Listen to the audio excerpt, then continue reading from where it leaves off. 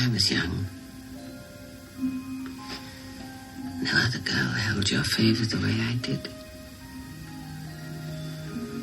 I half expected you to alight on the church and forbid my vows on my wedding day. I wore a pink satin sash, but you didn't come. Grandma? Yes, I was an old lady when I wrapped you in blankets. A grandmother. With my 13-year-old granddaughter asleep in the bed, Moira. And when you saw her, that was when you decided not to go back to Neverland. Where? To Neverland. Moira!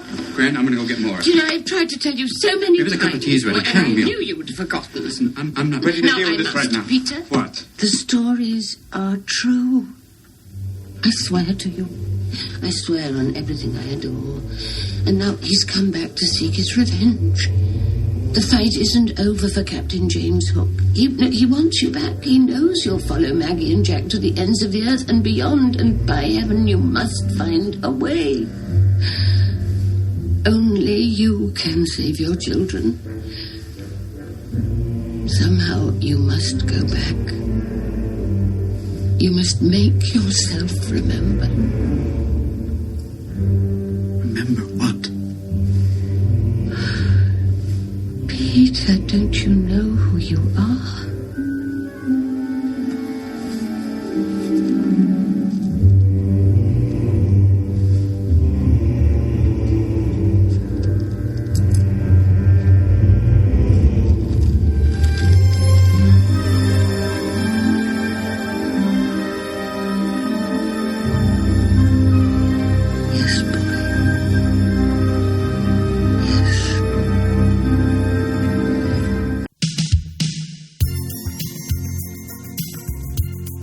Welcome back to the show, everybody. Welcome back. It's our Christmas episode. Yes, it Happy is. holidays. This episode is coming out Christmas Eve.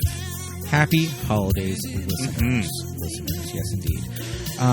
Well, everybody, this movie was a lot of fun to rewatch. Yeah, I love this movie. We'll get into it. This is going to be a fun conversation.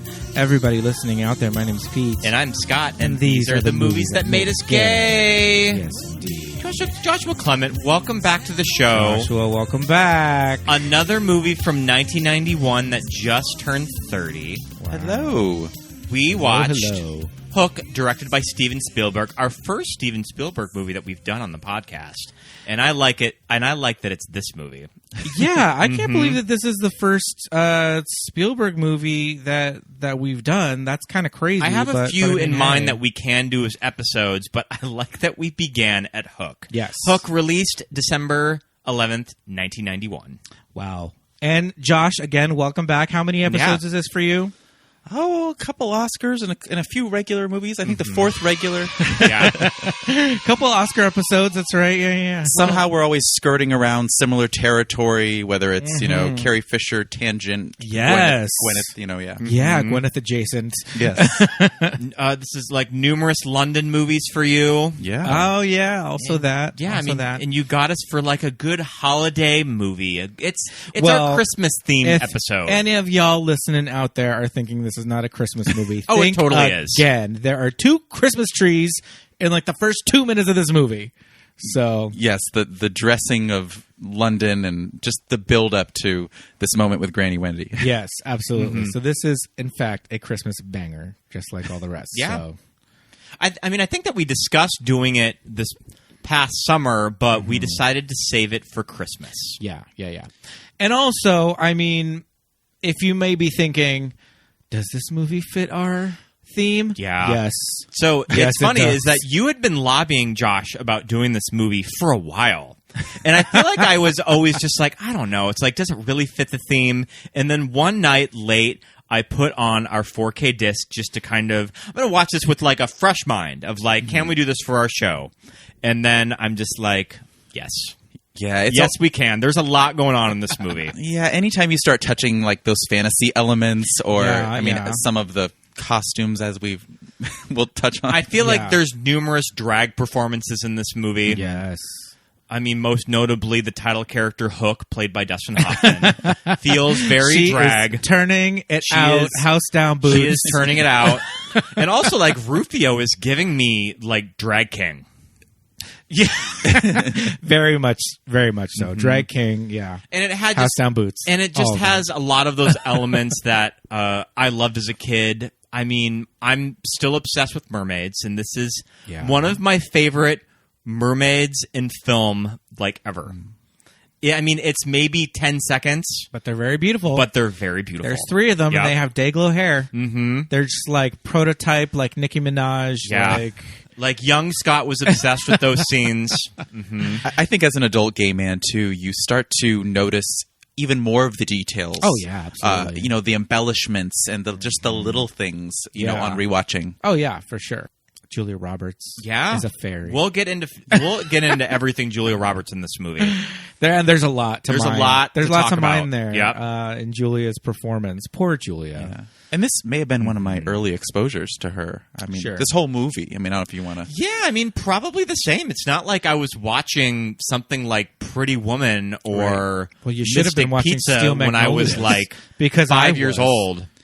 I was very well versed in Miss Julia Roberts. I was at I mean, this point already. she was a huge Steel star Magnolias in '91, aficionado. coming off of Pretty Woman. I had watched Steel Magnolias time and time again. We had it on VHS. So I was an expert on I it. was an expert on her. I knew the whole. I don't know if I've mentioned this on the show before. I probably have, but we did have a subscription to the National Enquirer. My Yeah. grandmother. Your mom had- was- your my mom- grandmother had a subscription. Oh no, yeah, it's your grandmother. National because your Enquirer. grandmother liked the crosswords. She did like the crosswords. Those were, like, the best parts of it. And she did also like the gossip section. And we did get the National Enquirer, People Magazine, and the TV Guide. All the great All rags. delivered to her. The paper. That's where we got. That's where I got my news. All delivered to our home. And so I was following along with, All the Julia when relationship she drama. chopped her hair off and made her first debut with the Tinkerbell hair, and it was platinum blonde. We saw it first in the tabloids. And it was when she was nominated for Pretty Woman. She was with Kiefer at the time, Yeah. Kiefer Sutherland. And, being a follower at, 11 years old of Entertainment Tonight and all of those shows, I knew, and also the People magazine and all that, I knew that she was cast as Tinkerbell. And we saw her on the red carpet with this short haircut, platinum blonde. It's for a role. And you're like, well, she's Tinkerbell. Perfect. But then the movie comes out, and it's this Wig. like red Wig. wig Yep. that I'm just to this I mean, day. probably helped that she had her this hair day. short, that she could get like easily into the wig. But it's yeah. That's why she cut it, because she had so much hair, voluminous. I love this idea of you and your grandmother following the news so closely of Oh production. my goodness, yes, it was a whole thing. well, I mean, this movie had been talked about since the early '80s that Sure. Spielberg was going to be doing a live-action Peter Pan movie, and from what I understand when reading about it today, it was set to be a traditional Peter Pan adaptation of Peter yeah. and Wendy, Yeah. and then he had to leave pre-production because I think that his son Max was born, so he decided to become a father, which is funny because he ended up making like Empire of the Sun in like '87, and then The Last Crusade in '89. So he made pretty big movies Right. when he was a dad, and then he circled back to the material when there was a rewrite of this that is kind of Hook. Yeah. That it looks at Peter Pan as an adult and he's forgot his past. And then he's just like, I want back in on this. Let Nick Castle go. I'm directing this movie. Yeah, And ready Nick to Castle has a story credit. Yeah, ready to embrace these themes, Yeah. Once his son was a couple years older. Yeah. And I mean, that makes sense. Steven Spielberg has this, kind of quality about him of, these movies that Those he's made, these family Spielbergian movies. touches. Yeah. This, right off the bat, I'm just going to say it. This movie's a lot. Oh, it's a lot. This movie is a lot. And it's one of those movies that I'm always curious to ask adults in this movie, or like adults about this movie of, did you grow up on Hook? Yeah. Because usually they did not, they just missed it, or they're around Josh and I's age and fucking love this movie as kids. Yeah. Yeah. Like you can really tell the ballpark of an age of how they respond to this movie. Yeah, and I think, like Pete was saying, awareness of the movie and the reception is its own thing. Because I know for me, this was a very early movie-going experience. Oh, yeah. I was probably about 7. I remember seeing it in the theater with my dad. I remember the kind of scary trailer that happened months before. And, I remember it vividly. And, you're so young, the early nursery scenes are, scary with the hook along the wall and everything.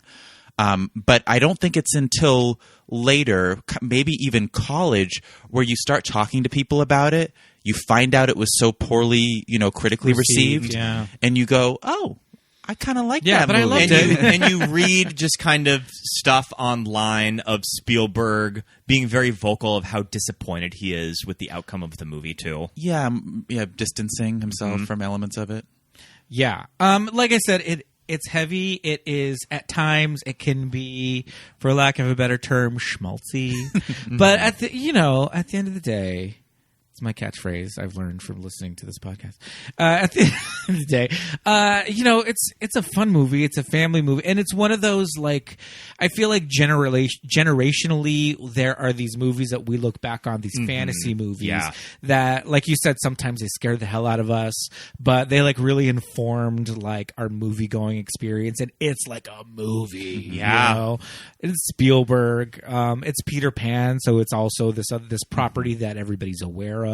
So everybody has an in. It's not like, well, what is that? I don't know what that is. I don't like dinosaurs, or like I don't. Especially like kind of knows Peter Pan. Especially like the early days of Hollywood branding stuff with IPs. Yeah. Too. Yeah. I will say that being a little bit older at the time, I was probably 11 or 12 when it came out. I feel like I was just a little bit like, well, it just should have been just Peter Pan. Sure. Like I kind of would have appreciated it if it was just Peter Pan. But I get it. How many times? And now I'm at this point where it's like, how many times are they going to make? Oh, and there's another Peter one Pan coming movie? out. Exactly. That's what I'm saying. Peter and Wendy. Yeah, It's done. It's already in the can. Yeah. Jude Law as Captain Hook. I mean, are we gonna talk about the PJ Hogan Peter Pan later on? Maybe whatever happened to Jeremy Sumter. But yeah, to me, being a little bit older and having an awareness of like movie making and living in LA and having the my mother and grandmother that were so obsessed with like movie culture and all that and like celebs, I just remember always being fascinated when movies would be announced and casting and all that. And, loving Robin Williams, of course. But Julia Roberts was one thing where my sister and I were like, I guess, okay, I think that could work. I remember to this day, that we read that Lisa Bonet was cast as Tiger Lily. Oh, interesting.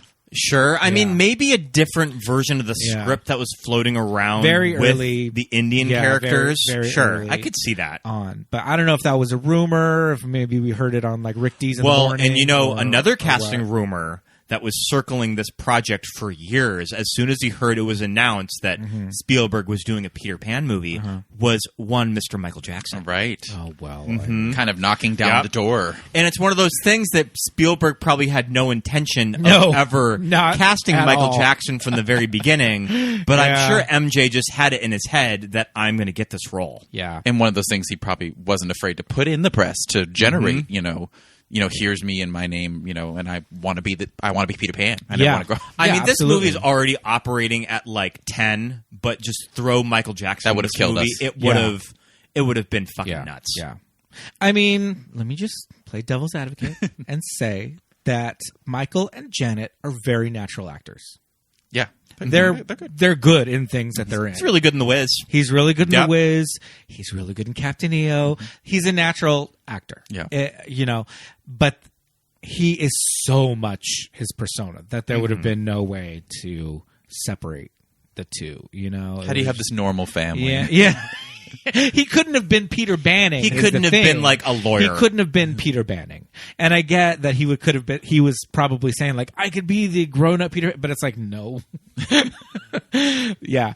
So that would have worked. But and someone, so instantly iconic at that time, it's funny you talk about you were so familiar with Robin Williams already, Pete, because I think for a lot of people, Scott and I's age, this leads directly into the success of Aladdin and Mrs. Doubtfire.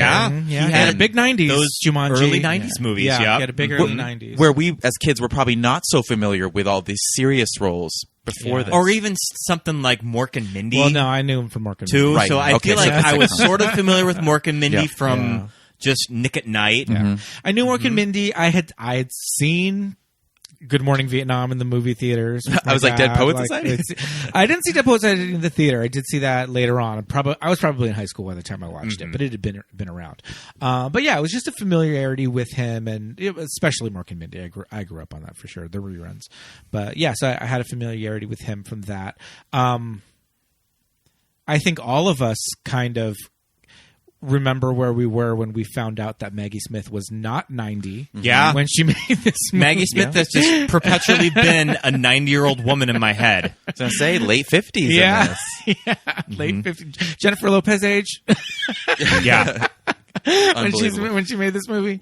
Like Jennifer Lopez's age when she made Hustlers. Yeah. That's how old Maggie Smith was when she made Hook. I don't think she was early 50s. I think she was late 50s. But still, you get the idea. But yeah, it's the makeup job, and especially to children. And especially kids. We were not, we're not watching the prime of Miss Jean Brodie, Yeah. So we didn't really have a reference for her. So even I was just like, I just assumed she was this, this grandmotherly woman in this movie. And Sister Act comes out the next year, and she's in a habit. Yeah. Yeah. So you don't even see her hair, Right. So you really can't tell in Sister Act that she's much, considerably younger. You really do place distance between the two characters and, Yes. and actors. Yeah. Yeah. But yeah, Dustin Hoffman, I think, was the really big get for this movie. And Dustin Hoffman, from everything I've read, was on board from the very beginning. As soon as Spielberg had attached his name to the movie, they approached Dustin Hoffman to be in it, and he was immediately game. Yeah. And they didn't lose him all throughout when it changed screenwriters and directors. Dustin was still signed on to the movie. Yeah. Changed studios. And I mean, too. Don't you hear a lot of stories about not like method, but I mean, Dustin kind of really immersing himself in this role and this character, I remember, I think that it was one of my parents that mentioned that's Dustin Hoffman from Rain Man when I was a kid. Sure, and just being and like, you're like, what? That's the same actor? Yeah. My mom would have been like, Kramer versus Kramer with Meryl Streep. I'm like, huh? It's Tootsie. Yeah. That's Tootsie. I mean, you want to talk about a drag performance? This is like higher drag than he was even doing in Tootsie. I was going to say, he and Robin share that in common. Right? Yeah. Yeah. They both had like non-passing drag performances. Oh, man. But I mean, his portrayal of Captain Hook, iconic. Yeah, It's it's great. great. It's great. And I'm somebody, too, that I think Dustin Hoffman's fine. It's like, I like The Graduate. Yeah. Do I think he's a little miscast in The Graduate? Probably. Yeah. I know that Dustin Hoffman now is a little problematic, looking back on him. Yeah. But I think he's really selling this role. Yeah. Yeah. And strangely sticking close to what the Hooks tend to do on stage. Yeah. This, almost queer, Yeah. over the top, but, can channel it down just enough in this for film. Yeah. But sticking close to what other Hooks tend to, go off of. It's somewhat- especially the Disney movie. Yes.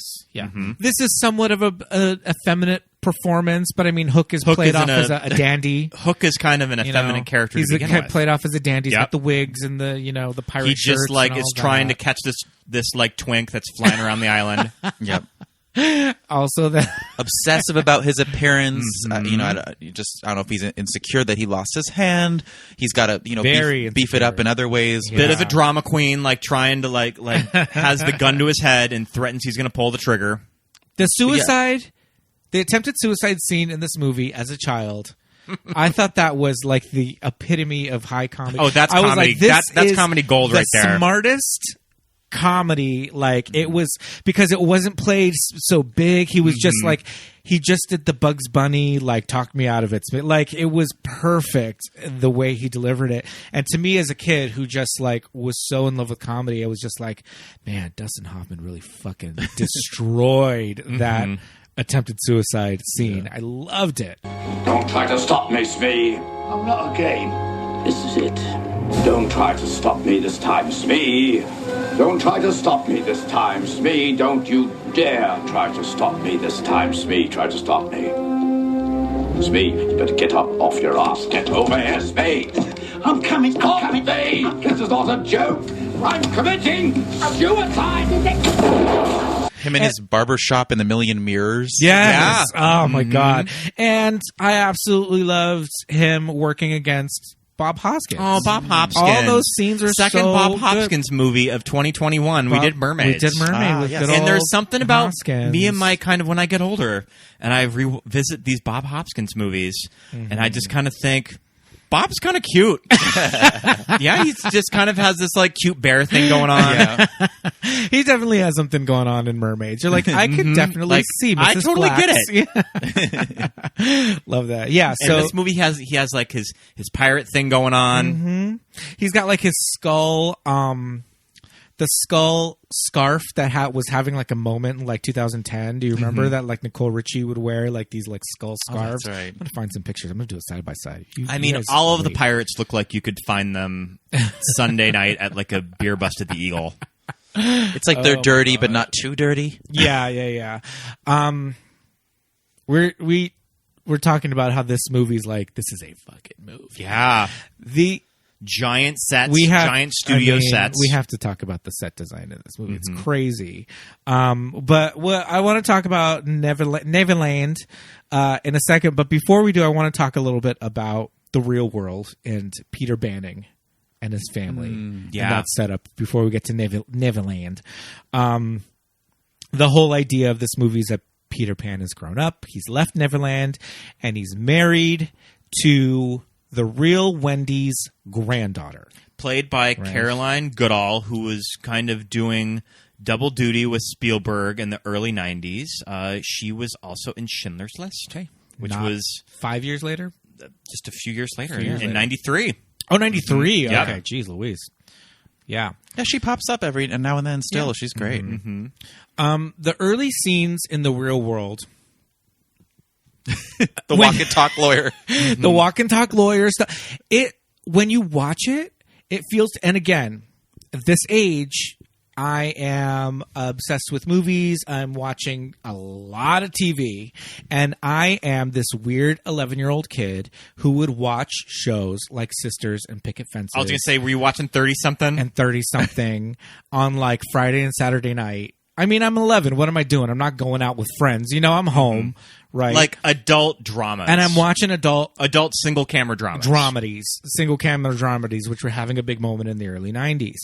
And these early scenes feel like they're right out of those shows. Not the least of which because of the crazy score. John Williams' score in tone. The piano tinkling it 90s. Just is a complete 180 from the rest of the big John Williams score that this movie's known for. I mean, I guess it's kind of clever of that he's giving... I didn't think of that until you said it, that he's giving the real world Yeah. scenes something totally opposite of when you get to I never Neverland. thought of that. I just thought it was lazy. I was like, why are they pulling this 30-something? Like, get a little synth in there. Yeah.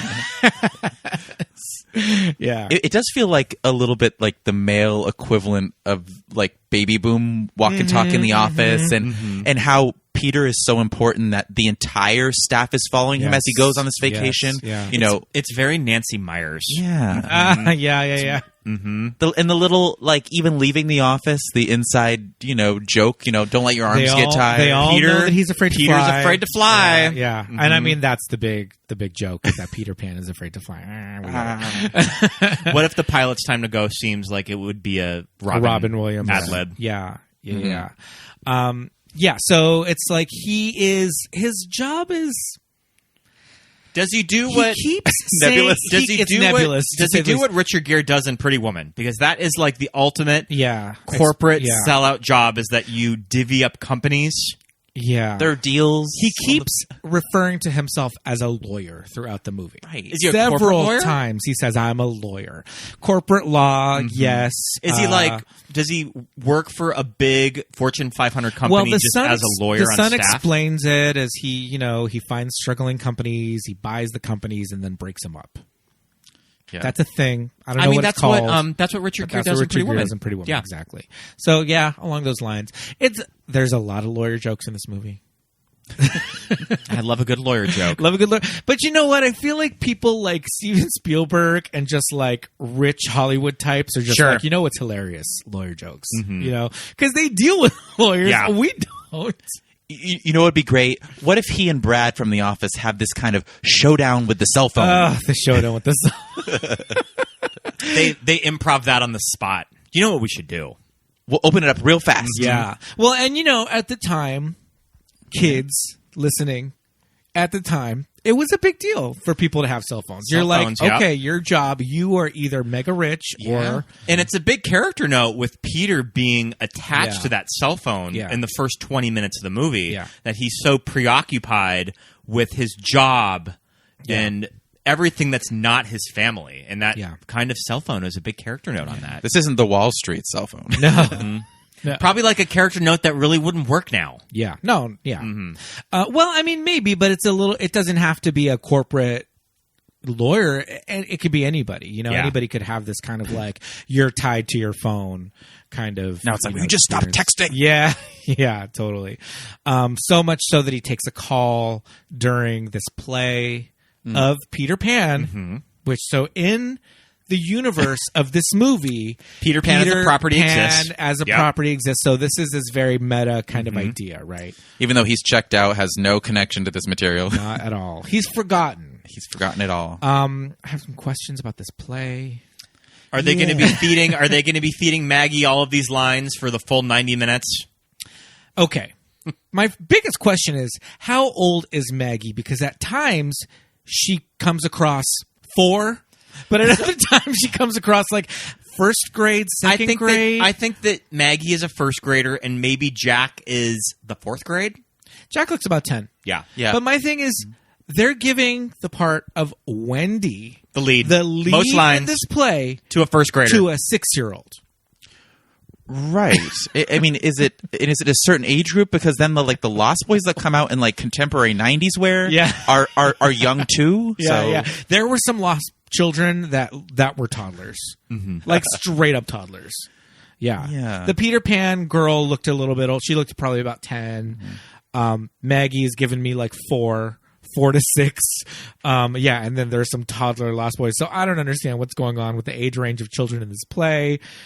But the songs sound like they are pre-recorded profesh. This is like a choir of children. And you were mentioning that I Don't Want to Grow Up is a song that was left over from John Williams was going to write a stage musical. Josh, tell us about this, right? Abandoned musical. Yes, so John Williams with Leslie Bricusse, who has done a lot of Broadway, but a lot of film too. You would know Willy Wonka, all those songs. Wow. Prolific movie songwriter. So from the original Willy Wonka. Yes. Wow. Okay. So this was originally going to be a musical. Now there are different takes on when in the process it was scrapped. Whether it was a few weeks before or longer. I kind of took it that there was the initial Steven Spielberg Peter Pan movie. He left it. They developed it as a stage musical or something like that, and then Spielberg went back on board. Williams really tried to sell him the movie musical, and Spielberg chickened out. Right, because there were 12 planned songs. 7 songs actually were done, 2 of which we hear in this at the beginning and When You're Alone, which was nominated for the Oscar. But then at a certain point, Spielberg, who now says that's kind of the regret. Yeah, he regrets it now. That he didn't just go for the musical then as opposed to now in 2021. I was going to say, Spielberg directing a musical? What? Get out of here. So that idea was scrapped, but we still have remnants of 2, 3 songs if you include the little army march in there. But sure. I almost think that somewhere in my memory, the Oscar-nominated song for Home Alone that's built into the score, was it a leftover song from this musical that they just repurposed? I don't know. They would probably never admit that because it wouldn't qualify it for the Oscar. It's interesting because when Maggie's singing When You're Alone, they kind of play it off like, oh, it's this lullaby that her mom sang to her or whatever. But it's a full song with like a verse, a chorus, a bridge. It's a song. And built into numerous moments in the score of this movie. It is, yeah. And I have to say, it doesn't really... it doesn't like stop the progress. It's put in there really well. Yeah. It works. And I never as a kid was like, what's this song doing? It didn't stand out. They did a good job of sticking it in there. And I think kind of having the pirates in this kind of lull, this kind of, love for her, which, Scott and I would learn that they cut a lot of the stuff of, Maggie acting as a kind of Wendy mother figure. It doesn't really stop the show because you do believe the pirates would just hear the singing and come to it. Yeah. The one pirate who just sighs when the song ends and just sighs.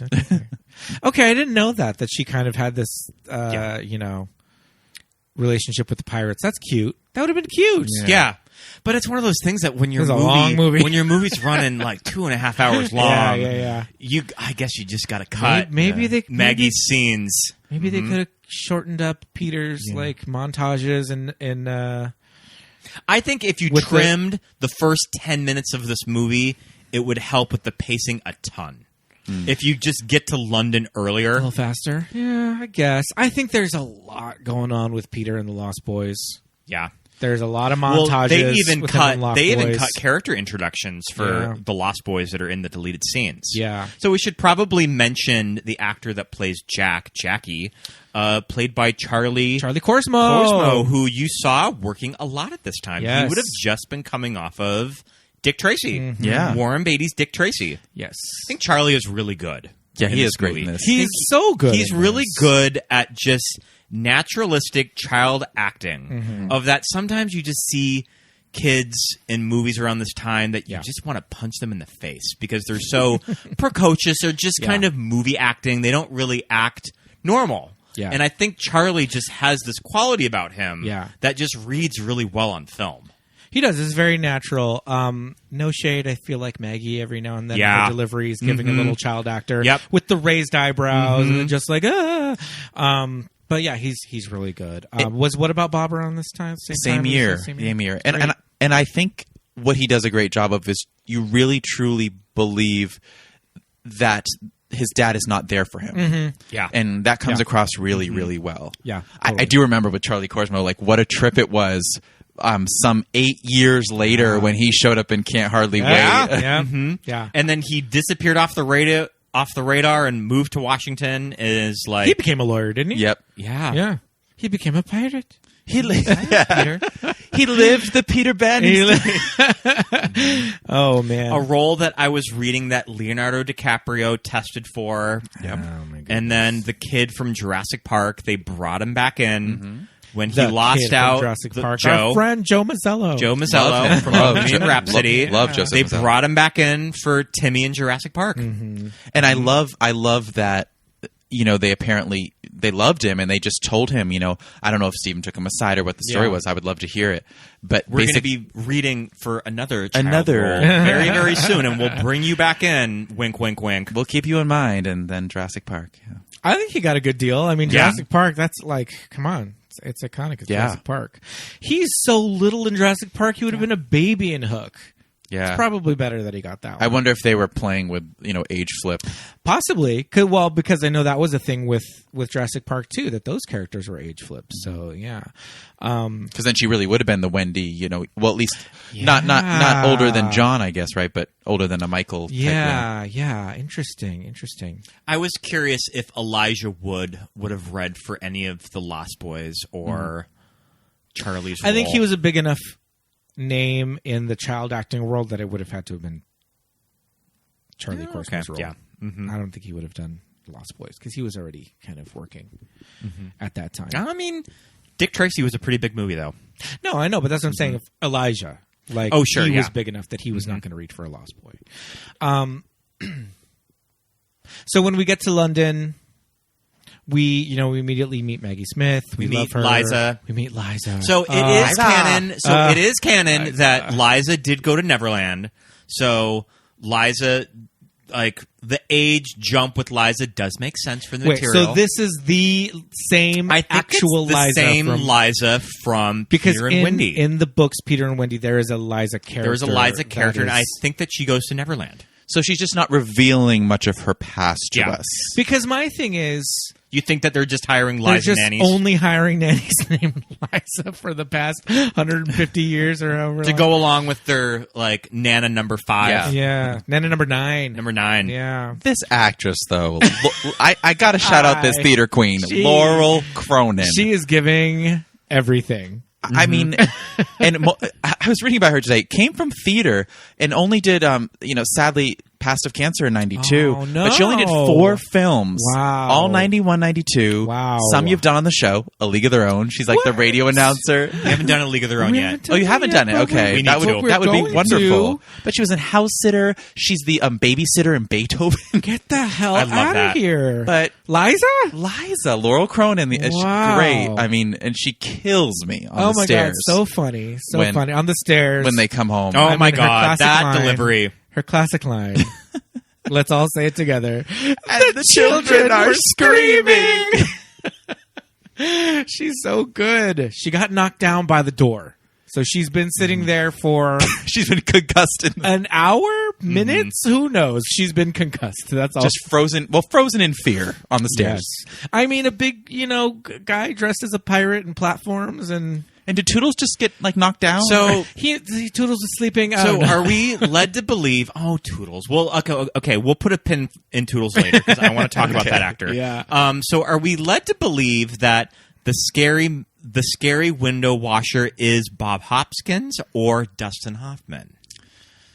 Well, know. it's tough because if you go by the end, Bob Hoskins to me is kind of a different person in London life. Sweeping but the I think streets. kind of scarier would be Captain Hook, though. yeah, leering. Because Maggie mentions a scary man in the window. Yeah. Kind of waiting for the moment. Yeah. I mean, I don't really know about the logistics of this kidnapping, of how exactly did they know they were going to be in London, but yeah, that's maybe we're just really not supposed to think about it. And we never really know how Hook can travel out of Neverland. how can he leave and he keeps coming back? Yeah, I mean, the pirate ship does fly in the animated movie, so maybe they but they cover it in pixie dust. maybe they just have some pixie dust of their own. I don't know. You cannot They've steal been- Tink's dust. They've been hoarding it all these years. It took them long enough to get enough to get off. I don't know. That's why it took so long. Let's see. Oh, Phil Collins. Yes. Yeah, we have to get these major cameos going on. And this, I never really thought about how cameo heavy this movie is until later on. It's like it starts off Phil Collins. It's just like, yeah. Inspector Phil Collins has to solve it. And you mentioned that there's probably dialogue cut of Phil Collins. I think he mentioned it. All right. that there was more. Yeah, which you would think that if you're going to bring him in, although David Crosby's in one scene, Glenn Close is in one scene. All the big cameos are just You mean one and done. You mean Jimmy Buffett? No, I mean David Crosby. Crosby's in there too, yeah. Who's David Crosby in this movie? The one that looks like David Crosby. Yeah, he gets the plank in between the legs, and then he says that he goes, "Save me, Daddy." Oh, sure, okay. Yeah. Crosby, Stills, and Nash? Yes. Oh, wow. Biological father of Melissa Etheridge's children. Yeah. Yes. That's wild that he's the sperm donor of Melissa Etheridge's kids. I always forget about that. Yeah, that's actually true. Look that up, children. Yeah, Phil Collins, and you were saying where the hell is Phil Collins in this? But he was huge. Phil Collins was gigantic in the late 80s, early 90s. It's Phil fucking Collins. Come on. my dad was cranking that. My goodness, all of our dads were. And he's this police My dad detective. was more of a Brian Adams Okay. Okay. Yeah. fan himself. Dad was That's listening what to I grew up Phil on. Collins and Boz Scaggs. Genesis, right? Genesis. Yeah, Genesis. He was a drummer and he sang. Come on. Yes. So cool. And everybody look up that one picture of Phil Collins with the zip hoodie with no shirt on underneath. It's great. I'm telling you, it's amazing. He looks like, today. So he's the first of the major cameos. We were talking a little bit about Wendy, Granny Wendy, and this like spell that Peter has over her. Adult Peter. She's just like... I think it's a clip that we played at the beginning of the show. It's one of my favorite... It's some of my favorite line readings of the movie because it kind of hints, did they date in the past? And Peter and Wendy do have going back for her. Do have sort of this like romantic connection, but like were these two like it's like like fucking in the past? I don't know. The bond was so strong. She didn't get over something. Yeah. You know. That's something that's really explored in the PJ Hogan movie. Yes. Is their romantic relationship. Yeah, definitely. Have you seen the PJ Hogan Twink movie? King. Jeremy, come back to us. Jeremy Sumter. Come on the show. Oh, my goodness. Yeah, there have been many a Tumblrs dedicated to that boy. Does he have sort of like an Alex Pettifor situation that he was just kind of an asshole? I don't know. I think and that's why he didn't get work? Maybe he just wasn't any good. I don't know. It's true. I don't think he had any sort of scandal or anything. I think he just kind of... A little... Team didn't work. A little two-team look. Not quite team talent. Yeah. It's hard about that. That's a Jason Isaacs. That's Jason Isaacs. Yeah. Jason Isaacs was a really good Captain Hook. Yeah.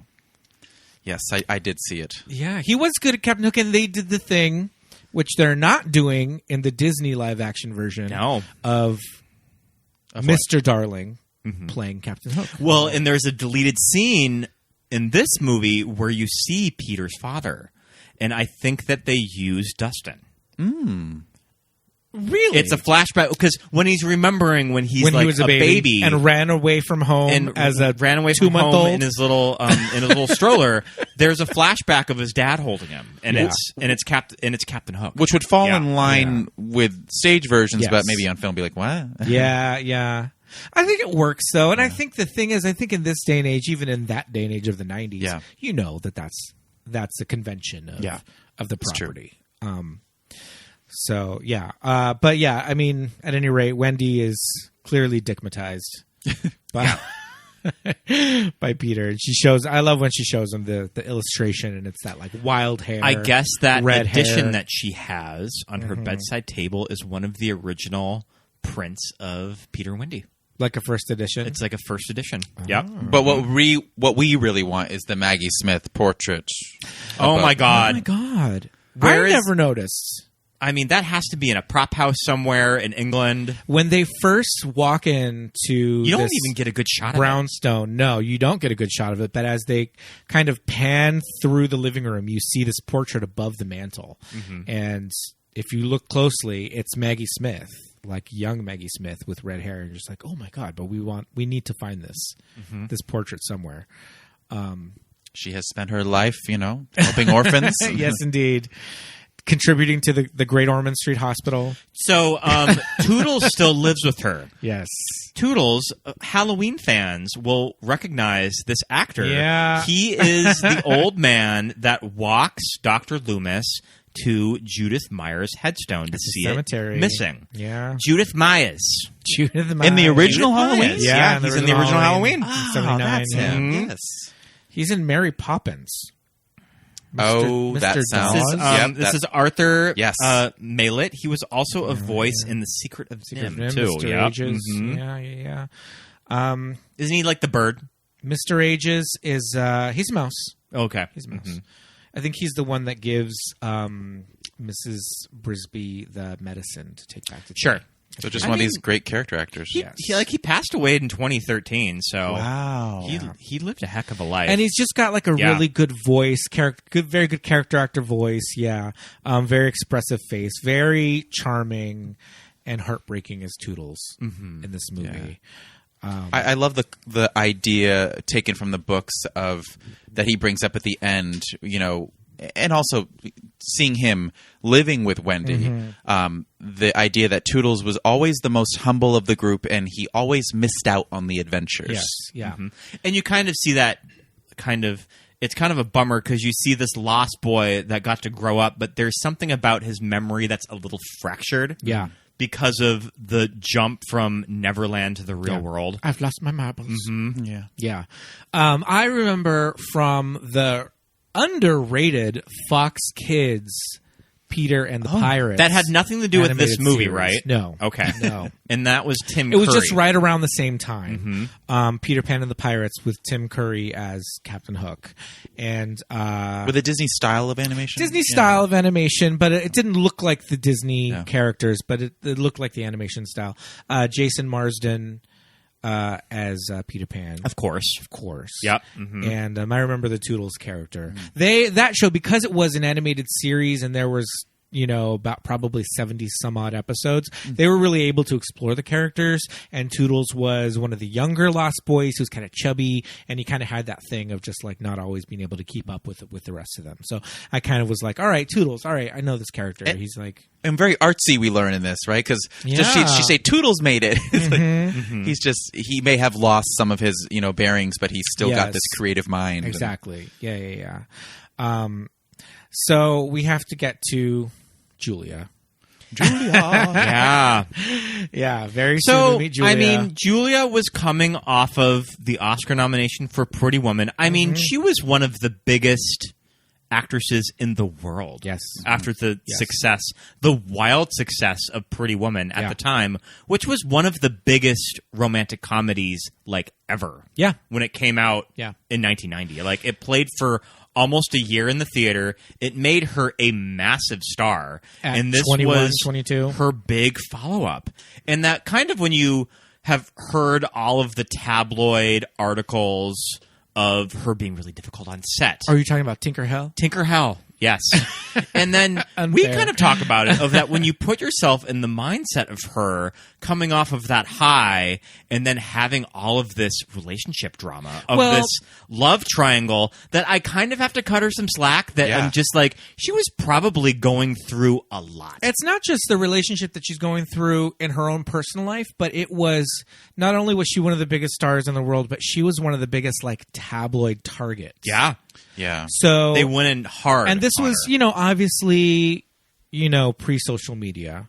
But, we did have the Inquirer and the, Yeah, it's like, what are you writing and saying about women, and the fact that this, role is, mostly in isolation. Yeah, that she doesn't really have scene partners, and actors kind of weren't probably that used to doing scenes on a green screen stage. It's something that as a kid watching this, you don't really think about, but as an adult watching this, I'm just going, every shot of Julia is an insert, and it's her against laughing at nothing, a scrim behind her, really short, saying a line, not getting anything back. You can tell she's not doing readings with another actor. You can tell she's just like saying things. She doesn't even have like her Andy Serkis to be like her scene partner. Well, I mean, you want to talk about that. It's like that kind of shit that drove Ian McKellen to tears, being isolated and not having anybody to act against. And so being such a young kid, and she'd been in movies and she'd been Oscar nominated and all that, but it's like, that sucks. That's a hard role to take on. You're 23 with that spotlight, this, what I guess was going to be, a giant wedding to your best friend and boyfriend Kiefer Sutherland at the time, and then I guess something happened with Jason Patrick. Yeah. But ooh, that would be like that would be a true Sophie's Choice for me at the time, having to choose between 1991 Kiefer Sutherland and Jason Patrick. Scott, I think you've watched too much Lost Boys. I don't know. I feel like I'm probably choosing Jason Patrick. I don't know. I would have thought you would have gone with Kiefer. I forgot that whole Lost Boys. Yeah, the connection. So I mean, she's going through it in all aspects. I think the tabloid target situation has got to be rough. Living underneath all that scrutiny, and then you're playing this role, like we said, isolation, not with other actors, green screen, and then she's like on wires, and then she's got like wings, and so it's physically demanding. So. And she did have to go to the hospital and needed a rest. Yeah, and all this stuff comes out about her being difficult, and all this like kind of cliched ways of talking about women who kind of speak up. And from what we know about Julia now as an adult woman, icon, she doesn't seem like the kind of person who even at 22 would have sat there quietly and just been like, "Oh, I'm fine." Right. Do you know what I mean? I feel like she always was this girl from Georgia, Texas, I think Georgia. that would just be like, I'm done on these wires. I'm going to come down now. Yeah. And I think we got the take. I'm done. And I feel like even at the time she would have been like, all right, I know you're Steven Spielberg, but it's like, come on. But also, like, what he would later say in an interview, maybe it wasn't the right time for us to work together. Mm-hmm. You think of all the pressure he must have been under. Sure, yeah. Probably, one of the biggest budgets of his career at that time. Right. That he felt like he had to really meet these expectations at the studio with. Things not working as planned. Mm-hmm. I mean, you don't, even though it turned into a masterpiece, he didn't want to sit there with Jaws flashbacks. Yeah. But it's just so unfair that like all these years later, there's just all these stories. It about really the is. crew hating her and Terrible. like, all this stuff. And it's like, man, that shit sucks. Like, I'm glad that they didn't let her go because the rumor was Meg Ryan or Michelle Pfeiffer were on standby. No. I could maybe see Meg Ryan in this role. I'm just gonna say it. Team Julia. No, I mean not only Team Julia, but just even at the time, even in 1991. I mean, it's Tinkerbell. You need a youthful. Meg Ryan, young at the time. Even Michelle, but they just always. Even at that time, even in those early years, they just read a little bit more mature. I wonder if they went after Winona Ryder for Tinkerbell. I'm sure they did. I'm glad, she came back and they finished it. Yeah, I think looking back, it's everything you say. I think the only sad thing for me is that Steven and Julia didn't get to work again down the line. Hopefully they can. Yeah, I hope so. I think that her scenes with Robin Williams when they're talking about his past are some of my favorite of the movie. I love him. Yeah. I know it's just a product of its time, but I think her hair is a little too teased out. It's a little mom. I wish it was just kind of laying a little bit more. I know it's a short cut, but a short pixie cut. I mean, if you're Tyra, you're going to be sending her back to the. I want the Mia Farrow, Rose, Mary's baby. I think of Winona when I think of a pixie cut. Yeah. And how it lays, and her hair is just teased and like poofy. Yeah. I'm just like, especially when they put her in like the. Well, that's a whole different wig. The Tinkerbell ball gown. That's a whole different wig when she's in the prom dress, right? I mean, I guess we could just talk about that scene now. The Tink glow up. Did they steal this from Legend? I mean, yeah. It's the fairy like Goopinum. Yeah. That she can actually be. Oh, guess what? I can be full size. Be full size. Yep. Yeah. Maybe they stole it from Legend. I don't know. But the prom dress, the like Cinderella prom dress, this like Jessica McClintock. It's a little off the rack. It's cute though. I like that her hair is a little bit longer. So in that Tink just couldn't control herself. It was her one wish, and yeah, that's her happy thought. I think there's also something kind of sad on this revisit of the movie with Julia Roberts' performance, that there is something about her, kind of like with Granny Wendy, that she's in love with Peter. Yeah. And she doesn't want him to go back. Yes. Right. Yeah. Like she wants Peter all to herself. And also that just kind of works with the material and the character of Tinkerbell, that fairies are so small that they only have room for like one emotion at a time. It's why Tinkerbell's so jealous of Wendy. So and the kiss and him, his memory coming back, and just go, you silly, Yeah. Good scenes, poignant. I do have to say, her actual Tinkerbell costume, not the prom dress, the buckskin.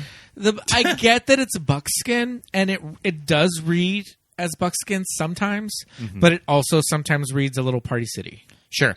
I always forget she's got that dagger down there, and when she sticks it on his nose, but into his nose. Yeah, but she has it on her. Yeah, on her calf. I always forget that. It's a good detail, but I feel like sometimes her costume looks a little Spirit of Halloween, Sure.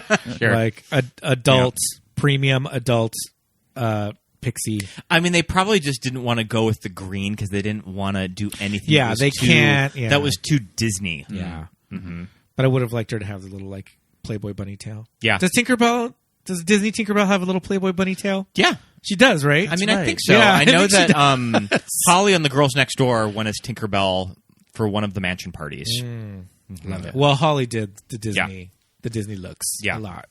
And the no shoes thing fits that Lost Boys world. Yes. Oh, we got to talk about the Lost Boys. I kind of really like the idea of the Lost Boys just being in these kind of like... It's like whatever clothes they found. I was going to say, or whatever they whatever era. Or whatever era or clothes that they came to Neverland in. Well, then explain Rufio. Sure. No, but yeah, you're right. Whatever they came in, or just kind of clothes that they found that they picked up. It's just a little, it's a little punk. It's a little, I don't know. It's a little Blade Runner-ish. It's a little like all over the place, and I think it's cool. It's a cool idea. So I want to get into all of the Lost Boys. I mean, this has been our Dante double feature of the month. Dante Basco. Just did. We love you, Dante. We just did, but I'm a cheerleader. We did. Yeah. Is Dante from the SGV? I don't think that they're from the San Gabriel Valley. Okay. I think they're from Southern California. The Basco acting family, but I don't think that they're from. And you were mentioning that his brother is the carjacker in the Brady Bunch movie. Yes, that's right. Yeah, that's Josh amazing. Yeah. I remembered you guys talking about it. Yeah, but I think I think in our episode we mentioned that. Yeah, I mean, okay. Oh, yeah. He was born in Pittsburgh, but he was raised in Cerritos, Paramount area. Okay. So Rufio is an amazing character. Kind of, I remember just at the time as a kid, what did you guys think of him as a kid? Oh, I thought it was so cool. So cool. I mean, I think because he's, sassy, he's got an attitude, he's got, this obviously the specific look that sticks out from the others. Yeah. He's the leader. He's got the gold sword. Gold sword. Yeah. That was he has the cool Mad Max, punk hair. Yeah. Yeah. He's keeping the crop top alive. Maybe he came from 1986, 7 Hollywood. Sure, yeah. Like a break dancing gymnastics background. That's it's like Tinkerbell was in the movie The Warriors, and she just picked him up from one of the street gangs. It's a little Warriors. It's a little. What's Mad Max 2? Road Warrior. It's a little road warrior. Yeah, because he's got some teeth. Some teeth necklace. He's got some teeth necklace. I was going to say, it's also Beyond the Thunderdome, because he kind of has the Tina Turner hair going on. He's also got fringe. Lots of fringe. Some beading. There's a lot going on in this costume. I mean, I would have preferred maybe some high tops, maybe put him in some Jordans. He's wearing some dance shoes. Some red Capezios. Yep. We're loving the dance shoes, but I would have preferred maybe a high top. We could have got him in a Jordan or an Air Force One or something, especially in the 90s. But where would he have gotten the Jordans? I don't know. I guess it's the whole monochrome thing. He's got red tights, the red hair, the red and black, red and black look. Mm-hmm. Why do you think Rufio can't fly? Well, you don't see any of the Lost Boys fly. Yeah. But are we supposing that, the Disney movie, only Peter could fly? Without the right happy thoughts. That's a good thing, because we don't get to see them all individually get their happy thought and go. Because in the Disney version, the Lost Boys don't fly either. Mm-hmm. Right. So is it just a thing that only Peter flies because he's the only one that can remember? But Peter can make Wendy and Michael and John fly. And in the Fox Kids, all the Lost Boys could fly. Well, there you go. Yep. So I'm wondering why Rufio couldn't fly. Maybe it doesn't seem like he has that much of a relationship with Tinkerbell. Sure. That's true. She just hasn't given him the dust yet. Yeah. When she's flying around trying to get everybody to recognize Peter, he swats her away, and they really don't interact that much. That's very true. So as the leader, she might have just been holding out for Peter this whole time and just said, even though he's leader of the Lost Boys, I'm not going to give him the pixie dust. She's like, I'll just oversee here in my lamp. Yeah. In my clock lamp apartment. Oh, yeah, it's like I'm a clock tower.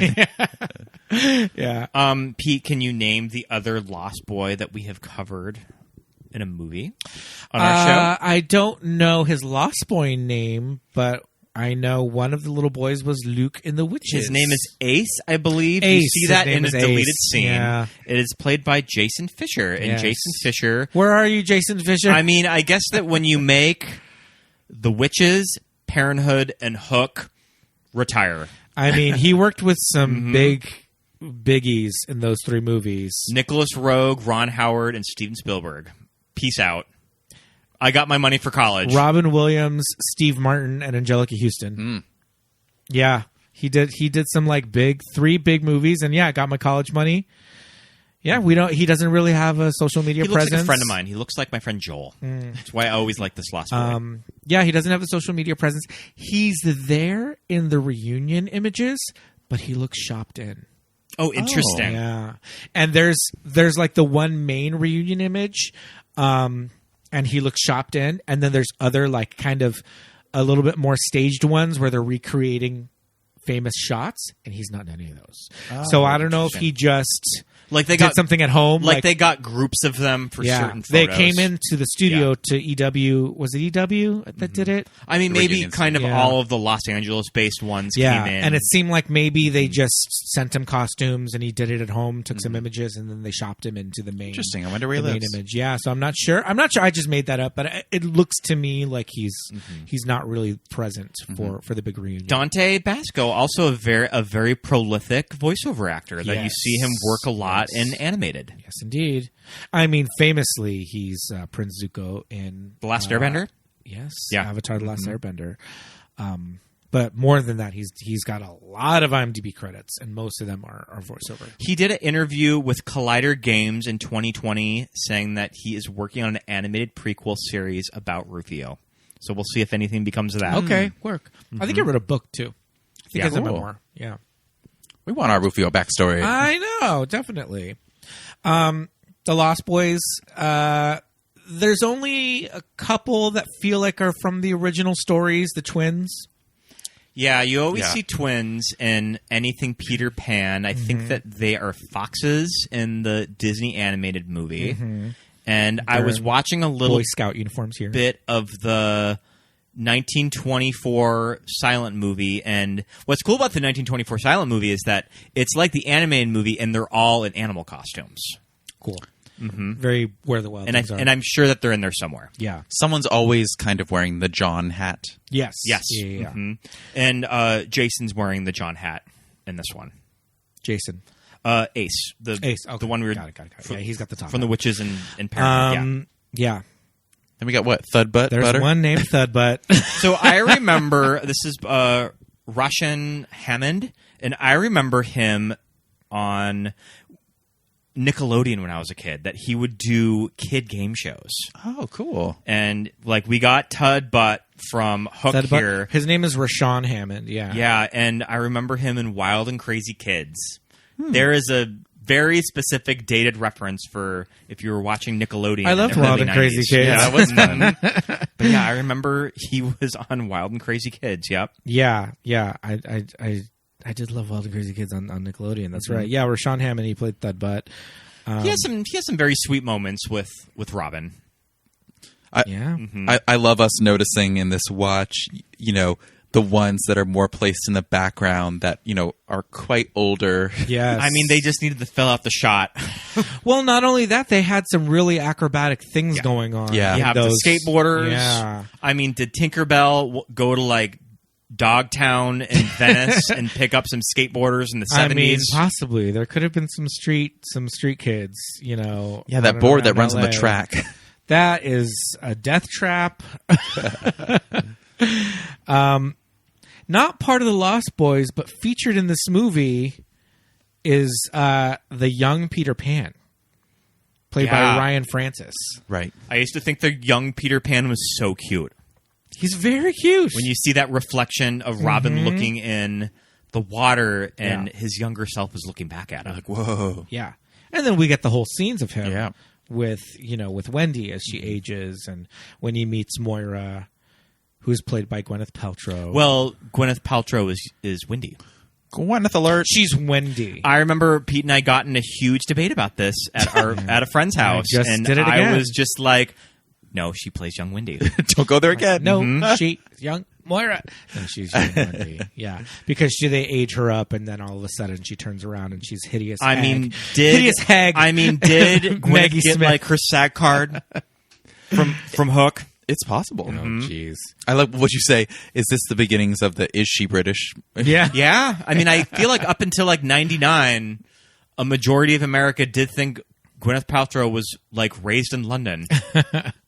Yeah, and I mean, as we know, Gwyneth Paltrow did not have to do her time in like Burger King commercials and like Toys R Us commercials as a child actor. Oh, she got I the want to be in a movie. She got the front of the land pass from her godfather, Steven Spielberg. Yeah. I think that he is like her godfather. That could be. Probably. Yeah. I mean, even having a mom, Blythe Danner. I mean, it sounds British. So are you telling me that she didn't get this movie on merit alone? I mean, I do stand by Gwyneth. Yeah. And I do like her flashback scenes as Wendy. I mean that whole section That's of the really movie cool. is my favorite part That's of fun. the movie. Yeah. Is when Peter is remembering. Yes. I think it's the most like emotional. Yes. It's the most Steven Spielberg-y elements of the script too. Hitting those emotional tones. Yeah, definitely. Yes. Gwyneth gets to evolve with wigs. That's how you Yes, get older. a wig journey. She goes on a wig journey. That's how you get older real quick. Yeah, in like a 3-minute montage. Yeah, and if it's a male character, mustache.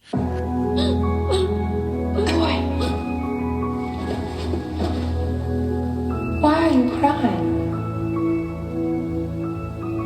What's your name? Wendy, Moira, Angela, darling. What's yours? I came back many times for Wendy. Always in the spring. Peter! And Wendy kept getting older and older. And then I came back. The last time. Peter, I can't come with you. I've forgotten how to fly. I'm old, Peter. Yeah. But yeah, these scenes introduce us to Ryan Francis as young Peter Pan. I went down the Instagram rabbit hole and found tell Ryan us. Francis today, and still good looking. He's my age. He is still working. He's still in the biz. Has quite a few IMDb credits to his name. Still working a lot. His Instagram is pretty fire because he's a hot looking dude, and I'm about to follow him on Instagram. Is he major trade? He is major trade. He was at the reunion. I thought that was cool. They He included was, him. yeah. He was at the reunion, and he's in like a kind of like a little Peter Pan kind of costume. They gave him like the pointy elf ears for the reunion pictures and everything. We keep referencing 25. I can't believe we're already at 30. Yeah, this month. That was 5 years ago. that big reunion. That's wild. Yeah. It's 30 years since Hook. Yeah. So, yeah, all the Lost Boys stuff. It's crazy. It's wild. I like It's the kid from Brooklyn. Yes. His name is James Radio. He plays Don't Ask. James Madio. He feels like, he stepped off the set of Newsies. Does. Oh, is it Madio, not Radio? No, it's Madio. With Oh, an M. I have Radio in my notes. because autocorrect. Good old autocorrect.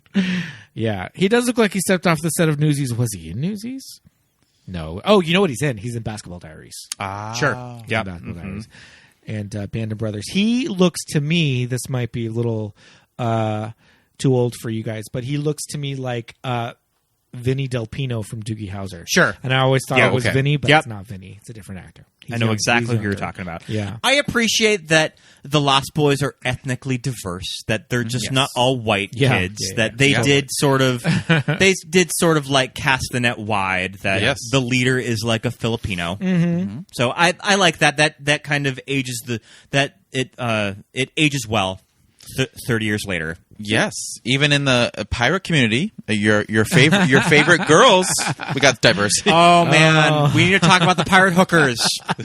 Oh man, I love me some pirate hookers in this movie. Too much rouge. Oh, I love those like rouged cheeks of just the circle. Yeah. I mean, this is some like Yeah. Powdered faces. Yeah. I mean, what do they call that in England? Of like the festival actors. Like Commedia dell'arte? Yeah. Commedia dell'arte are on like UK Drag Race. Panto. The Panto. Yeah, it's very Panto. Oh, yeah. yeah.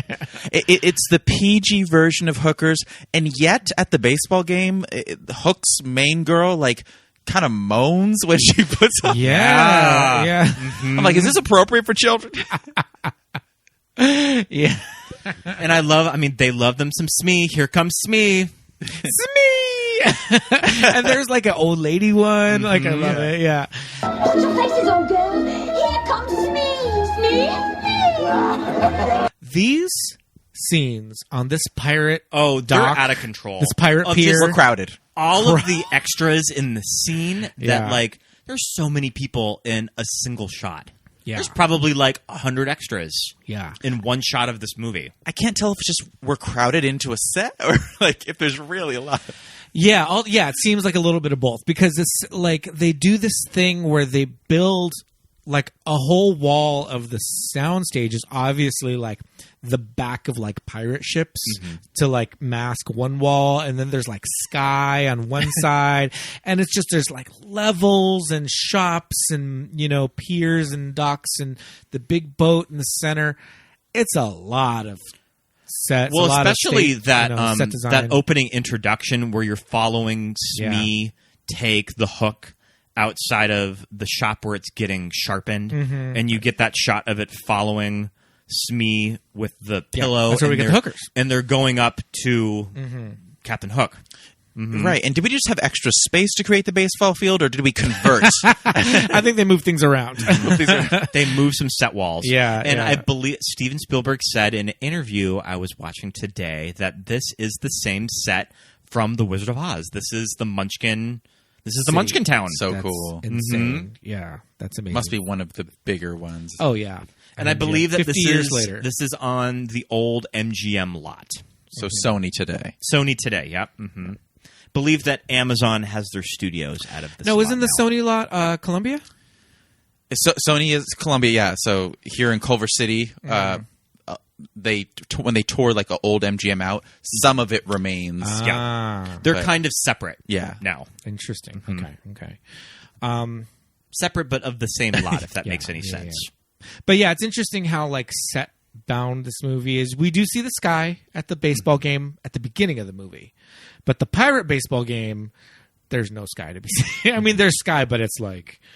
And I think that we were just talking on our Legend episode of that. There's a quality about the sets from Legend of when you're doing indoor forests and just those trees really transport you of, wow, this is really fucking looks like a forest. Yeah. But there is something about the sets in Hook, while they're impressive, they still look very artificial. Well, I think that may be on purpose because Sure. when they're in the plane and there's all the turbulence and all that, the sky outside is purple.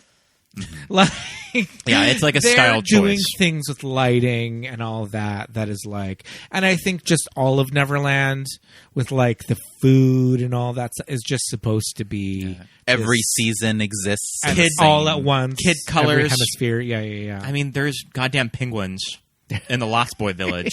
Yeah.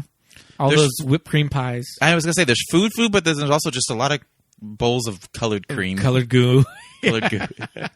Yeah, and just like pools of colored goo that you fall into. I think it works better for the food fighting. Yeah. Just so it's Yeah, whipped cream or whatever. Yeah, because they don't want to throw. I used to love the food fighting scene as a kid. yeah. Because we all just wished we could do that. I mean, yeah. So yeah, there's a lot of montage of the boys not believing Peter's Peter Pan. Then they do believe him. Then they've got to train him because the whole idea is that Hook has the children. We've got 3 days to get Peter ready to go back and All fight building Hook. up to this battle. But who This is damn battle. kids hook guy? Who damn kid? That little lost boy is the not blind lost boy. Raise your hand if you thought that lost boy was blind. When I he remember was- getting in debates with my cousin and my sister about this when I was a kid. and they didn't think he was. I don't remember, or I want to Were say you like pro or con? I think I was very con that I knew that he wasn't blind, but I think I was watching with like a family member, like my grandma or something, that like asked me if he's blind, and I'm just like, no, he's feeling his face. He's to channeling. see if he can feel what Peter's face used to look like. Where's the young Peter under all that? Under all those wrinkles. Well, I think because he makes a smile Yeah. from his Yeah. face, and that's when he says, "There you are." When he sees him smile, that he like kind of forces onto him because Peter Banning has been so like uptight the whole time that when he finally sticks his fingers in his mouth and makes him smile, he goes, "There you are, Peter." Yeah. So, do you know how far into production Kevin Kline was cast? Was he cast? Was he actually cast? And he did pre-production work? Because I remember when we did our let's talk soap about dish. this. I remember when we did our soap dish episode that he was almost not in soap dish because he was committed to Hook. And then he had to leave Hook, and then he ended up in soap dish. Well, it's funny. When you go through the trivia, it's described more as he couldn't do Hook because of the reshoots. Sure, that's it. Of Soap Dish. Of Soap Dish, okay. So he had to I guess drop under out. contract, he had to go back and you got your full circle Soap Dish. Kevin Kline would also have been really good Yeah. as Peter, too. he's always lovely. I could see it work.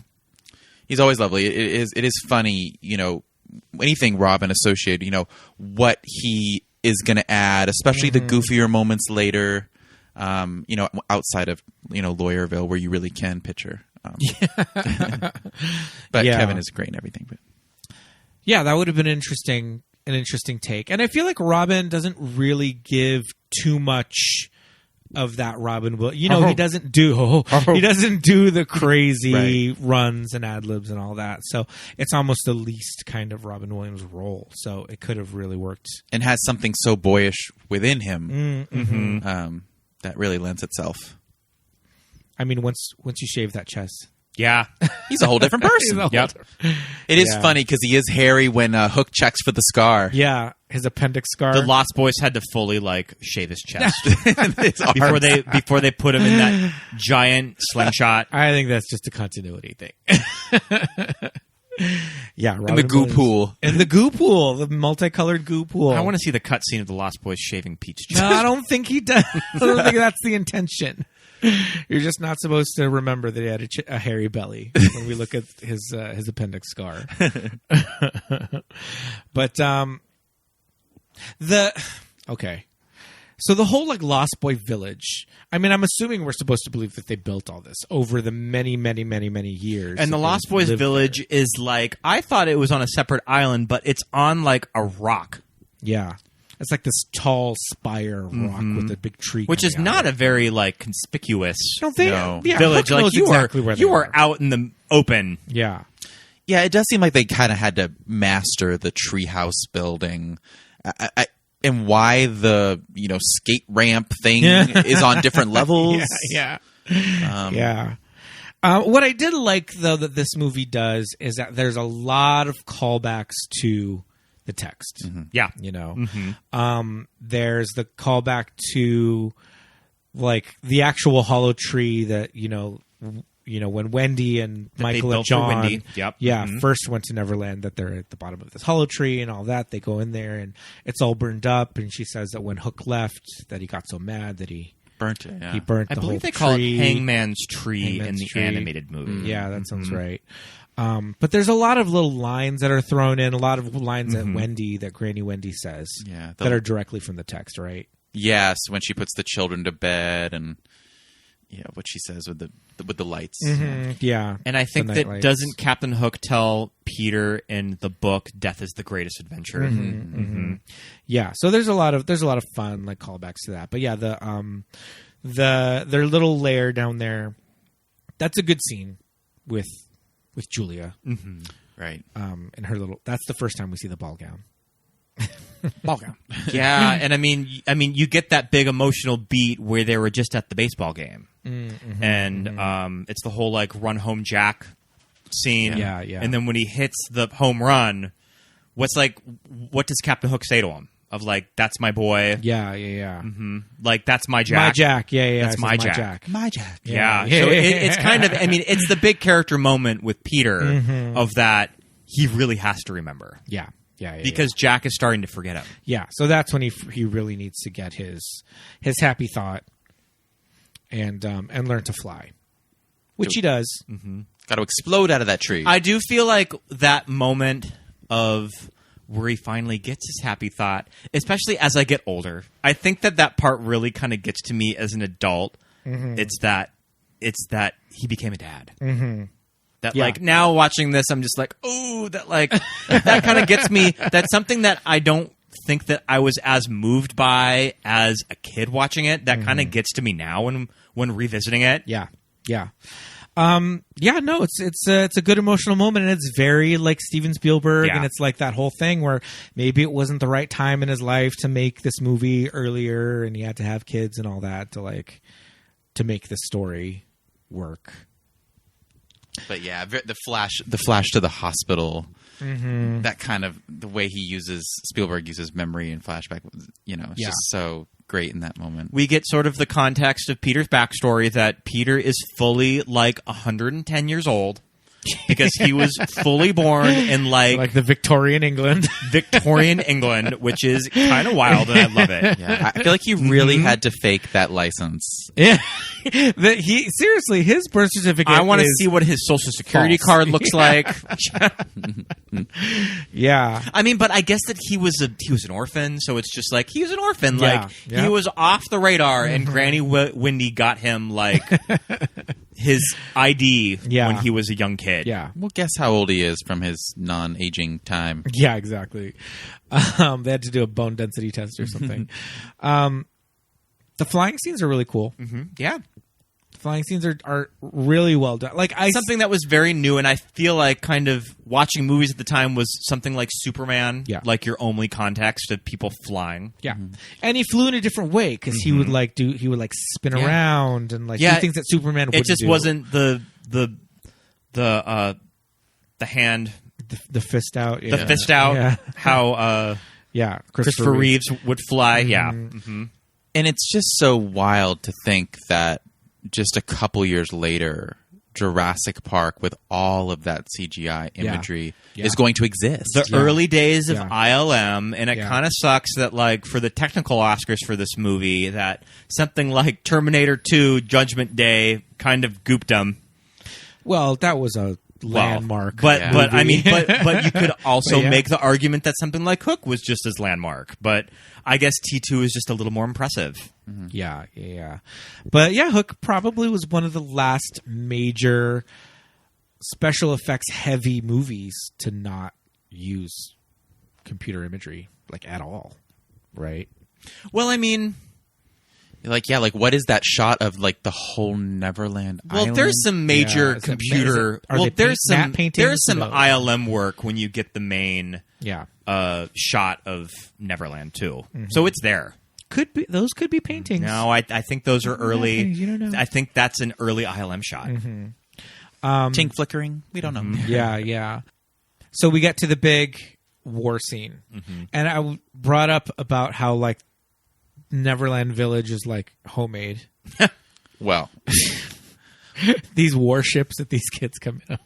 Well, we're going to kill you with chicken eggs and beads. Yeah, and more goo. I mean, I feel like the marketing for this movie really led with all this stuff because I think that all the McDonald's toys were just the little boats. Yeah. Oh yeah, which I had. I had the Cool Mermaid. I was gonna say, I was obsessed with that mermaid. What was it? That when you put it in the bathtub, its tail should float along and swim flipped. Wow. I'll show you a picture of it. How did it do it? Because this bitch was it wind up? This bitch looks fierce.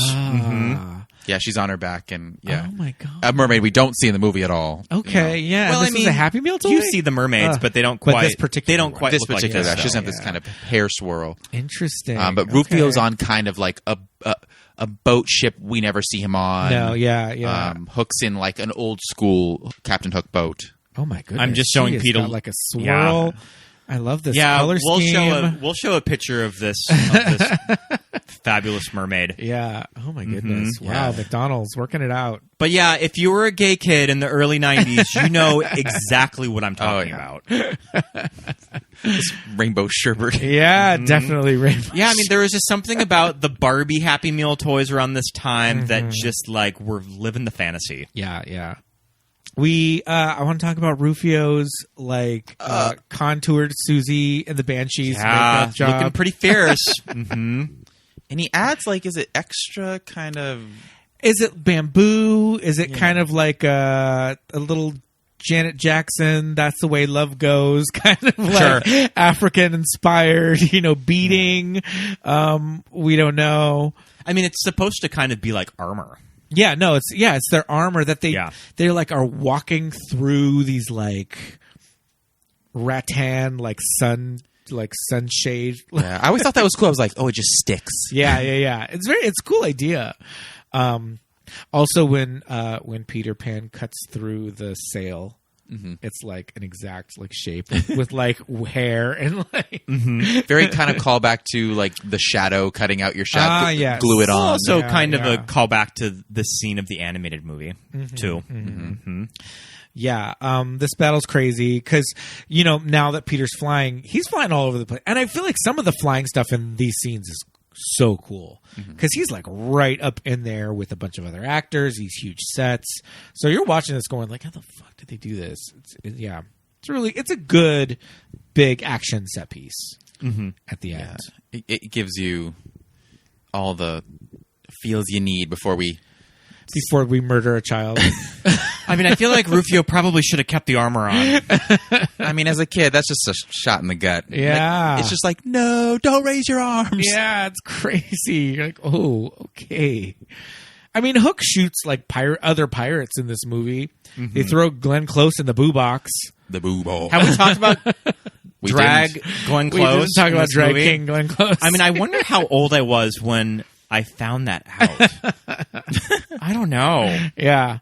She went for it. Or is it something that I've always known? I don't know. Gave everything in that performance. I feel like Glenn Close as the pirate is something that will come back on Instagram every once in a while. Yeah.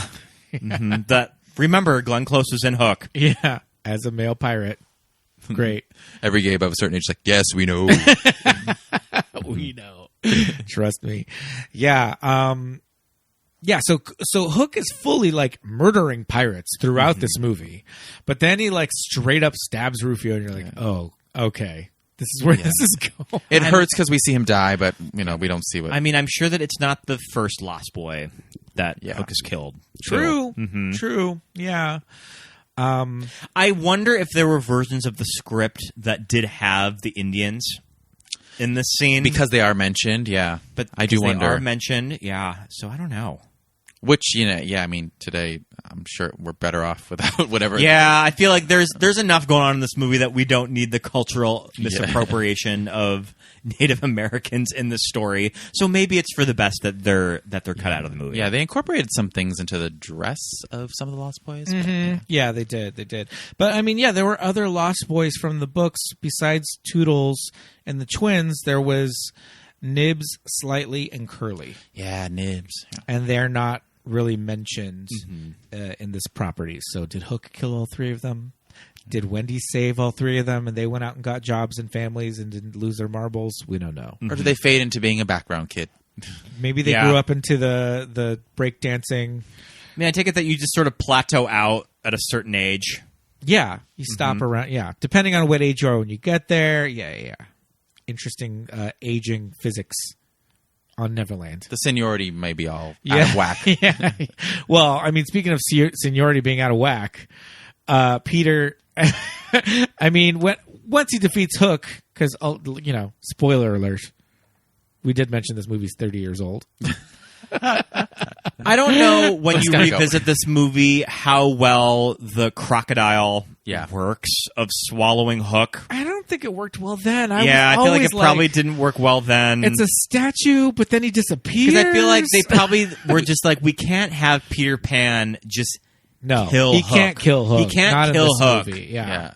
Like it's stuffed, but it does swallow and burp. It moves. And the end of the Disney movie has like Captain Hook like running across the ocean with the crocodile following him. Yeah. So yeah, it's one of these things where like the croc never really dies. You know, like, and any. I would assume and I'm sure that it's something that Spielberg was probably never really satisfied with too. Yeah, because then it's like one of the little tiny Lost Boys like looks in there and he's like, Hook's gone. And it's like, what? How? What? Where'd he go? But it's magic. Again, Neverland is just filled with magic, so who knows? Yeah. But, you know, Peter's like, all right, I have to go back home because I've got children.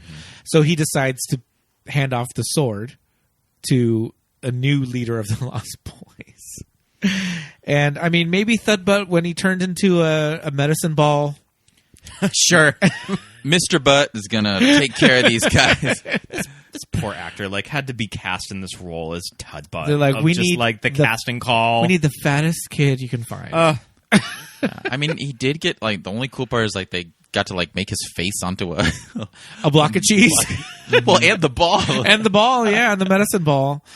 Yeah, he has one-on-one interactions with Robin Williams. He has the big moment where I miss my mother. Bridge. Yeah, that's great. Did you ever have a mother, Peter? It's a very touching scene. His delivery's cute, you know.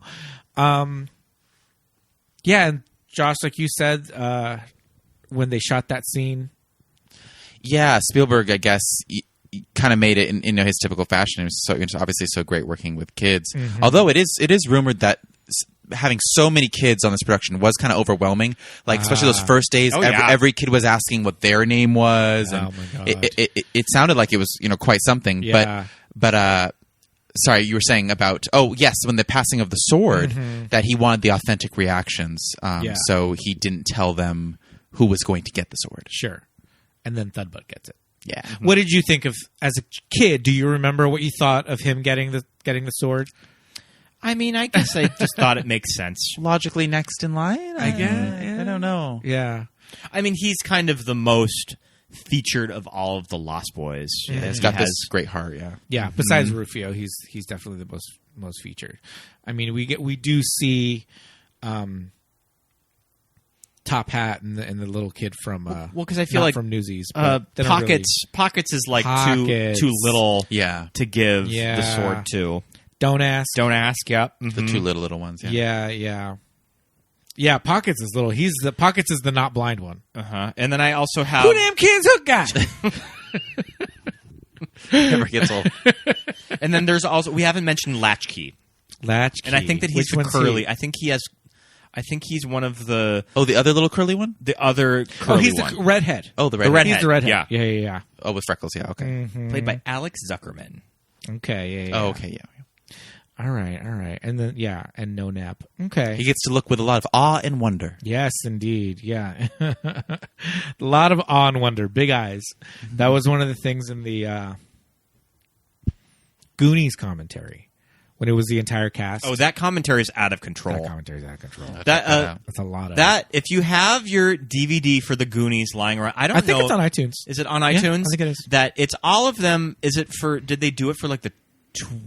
It's old. It's over 10 years old. I mean, but I think it's for at the time. I think it was the 15-year. Yeah, I don't remember anniversary. It was around the year 2000. So, It's Corey Feldman and Martha Plimpton just trying to talk over each other for an hour and 40 minutes. Sean, too. Sean's a big talker. Yeah. So there's a lot of talking over each other in that one. But they did mention that that Dick Donner would tell them a lot. Big eyes. Mm-hmm. Big eyes in this scene. Big eyes, everybody. Because we definitely get a lot of big eyes in this movie from these Lost Boys. But... You're doing it, Peter. When we get back to London and Peter Banning is still kind of in this in between phase of am I still Peter Pan, jumping over fences and stuff. Mm-hmm. He's in that place of between dream and awake. Mm-hmm. Mm-hmm. Friggin' Brad won't leave him alone. I got to shimmy up a drain pipe. I mean, God damn it, Brad. I want to know the cell phone life on this, the battery life on this cell phone. This Motorola from 91. Brad, is this call to London really this That would have been a really nice cell phone for 91 too. Those flip ones were those were the really nice ones in 91. Yeah, totally. I mean, I could just imagine what is going through Moira's head of that. Oh shit. My kids are back in their beds. Well, we had this conversation. Does time in Neverland take the same amount of time? I think it's the next day. It's been 3 days in Neverland. Has she been sitting in the nursery? It feels like maybe time here is slower. Yeah. I think it's the next day because she's still wearing the mint dress. Oh, is she? Okay. That you have to... It's like, holy shit, my kids are back in their beds, and they are talking about Neverland. Granny Wendy seems to get it, and she's cool with it. Yeah. Now my husband is outside, and he seems like a completely different person. Yeah. Because Moira the whole time, it's not that she doesn't buy it, but she's pragmatic. She lives in the real world. When Maggie says, "Is Granny Wendy the real Wendy?" She says, "Yes." Well, sort of. You know, so she's not like, well, yeah, of course she is. And Peter Pan's totally real. And, you know, that crazy old man who loved telling stories to my grandmother and great uncles, even though he wasn't related to them. And it's one of those things that she was raised in this house, so you would assume that she probably has a pretty good idea of what's really going on. Yeah. It's a good thing Peter came back in the appropriate clothes, too. Yes. Yeah, that was my thing. He came back in his tuxedo. And thank goodness he remembered Toodle's marbles. I mean, around his neck. Thankfully. That's a cute scene. That's a cute scene where he gives Toodles his marbles back. Very poignant, very touching scene with Tinkerbell on the statue. Mm-hmm. And she says the line that Scott said about that place between sleep and awake. Apparently heavily input, script doctored by Carrie Fisher. Oh, okay, that line? That moment in particular. That's a good Carrie Fisher, I know, was in a lot of... I like to know that. And I know that Carrie Fisher was in a lot of concept art for Tinkerbell. Okay. And they say she's the couple kissing on the bridge, but we don't know. But we don't know. Carrie Fisher and George Lucas. Yeah, I don't know. Is it really them? Let's just say it is. Let's say it is. Why not? Something always stuck in my craw in this movie watching it is that the entire time Robin Williams calls her Mora. Yeah. He never funny. says Moira. He says Mora. I noticed that this time. I just want to hear, man. I just want who's like the continuity or like script supervisor just being like, Robin. It's actually Moira. It's Moira. Gwyneth says Moira. Maggie Smith says Moira. It's in the credits as Moira. It's spelled. That's the characters, Wendy, Moira, Angela Darling. So she names her daughter Moira, and Robin Williams continues to say, Moira! even when after the Julia kiss, Moira. Yeah. That always bugged me as a kid. That is funky, isn't it? It's funky. Well, I guess that they got him saying that at the beginning, so... He had to say it the whole time? He had to say it the whole time. Yeah, I don't know. We got ADR. Yeah, come on. Mm-hmm. I know it's Robin Williams, but sheesh. So, I mean, Mom, I don't know. Is she just going to, it's just some weird magic? Will she just forget? Or maybe she'll just go fully with the story. Yeah.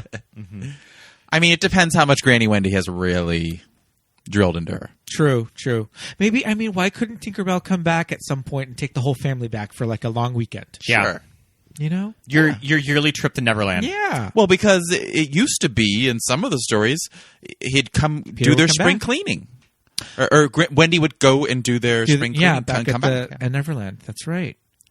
And then the whole... But can you go back to Neverland when you're an adult, though? And you're not Peter Pan? Because... Well, not when she was an adult, but like as a child, he would come back for her. Yeah, I mean, I guess that just old Wendy just forgot how to fly. Yeah. And then the thing is that he came back for her daughter Jane? Right. I don't think that's a Disney thing. Yeah. But that might be somewhere in the Are you talking about Return to Neverland or something? Yeah, Return to Neverland. Yeah. Toodles gets to fly as an old man because his happy thought was just so strong. Yes. Mm-hmm. Yeah. He doesn't not go to Neverland, but he'll just go his loop. They might have to go do his loop-de-loop around Big Ben. I mean, later in the week, they might have to go like fish him down from like Big Ben.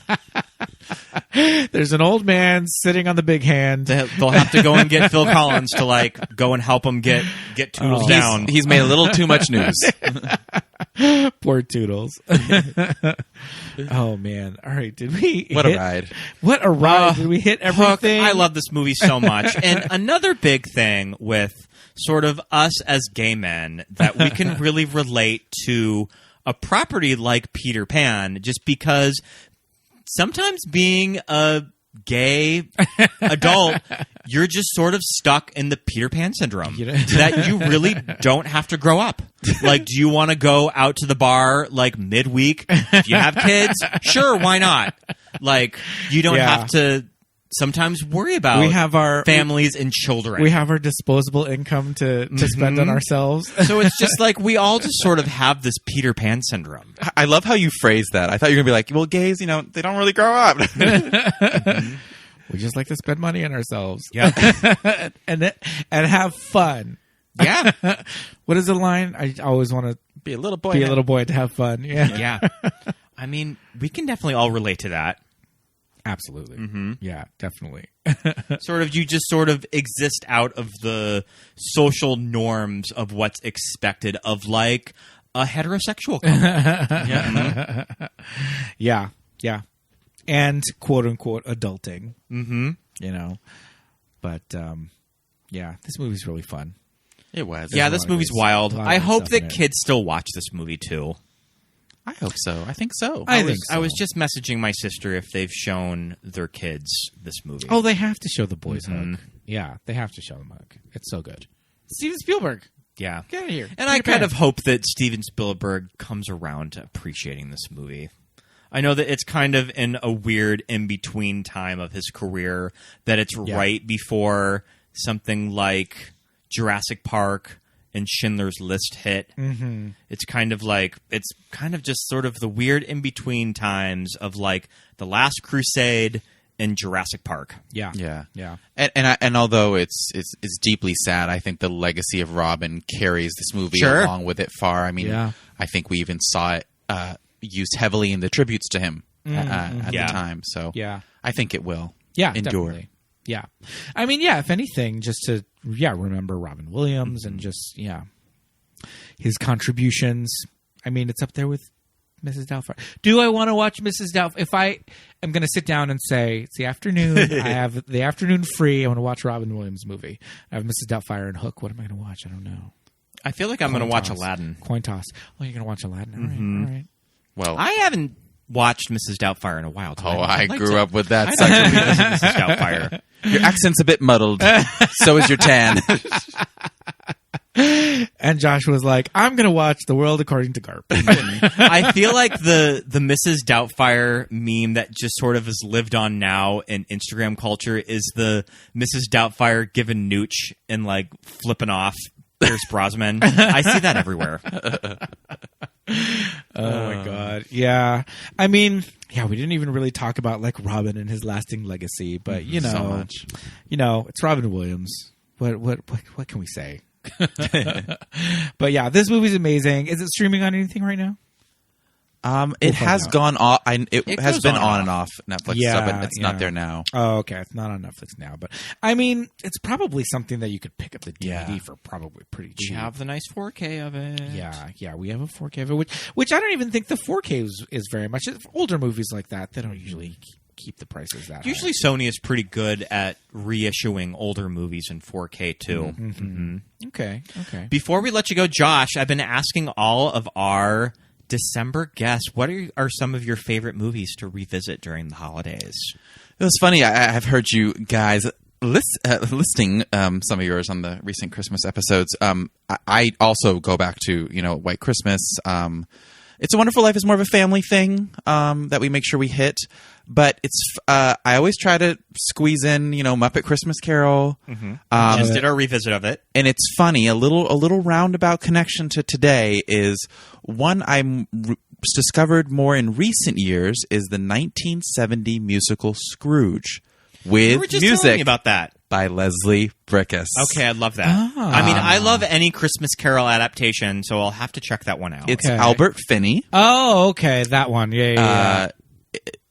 We know the story, but the music's fun. It feels like you're kind of on the leftover sets of Oliver, which apparently they were. It was the year after. In the same kind of era of London. Yeah. But I've really enjoyed that. But I have the ones I cycle through. A lot of those oldies. My mom always wants to watch one of Scott's favorite, The Holiday. The Holiday, yeah. I was just listening. My mom loves The Holiday. I was just She has listening to watch it every year. the Set Oscar Buzz episode on The Holiday today. I was a real Kate devotee, and that came out in college. So yeah, I mean that was like Kate's 2006, so it was the holiday and little children. Yes. I was spending a lot of time in really nice kitchens, thanks to Nancy Myers. Yeah. And I walked by Cameron Diaz's San Marino mansion in that movie, that when you walk by that, you're just like, oh, there's no way a trailer editor can afford to live here. The trailer editor. Love it. Love the holiday. All right. Those are some fun movies. We did revisit the holiday. We did it like late November, I think. Yeah, so we got a jump start on it. A couple weeks ago. Yeah, it's absolutely. long. It's long. It would be a fun movie to do for like a watch with this commentary, but that movie, too long. That movie is well over 2 hours long. Yeah, absolutely. Yeah. Oh man, well that was that. Those are some fun movies. This was a lot of fun recording this. This was a lot of fun. It's great to come back. Yes, Yes, this was a Merry fun movie Christmas to talk all about. Celebrate. Yes. Happy holidays, everyone. Absolutely. We have one more episode of December of 2021. Oh my goodness, you guys are getting it. No breaks. No breaks for us. No rest for the wicked. We're going to keep moving through it. Mm-hmm. But thanks again, Josh, for coming on. This is a lot of fun. We'll have you on very soon again. Thank you, guys. Another Oscar episode. I mean, it's going to be Oscar time soon. Mm-hmm. Yeah, another Oscar episode. So I'm sure we'll bring you back on for that one. But until then, good night. Happy holidays. We'll see you soon, buddy. Bye.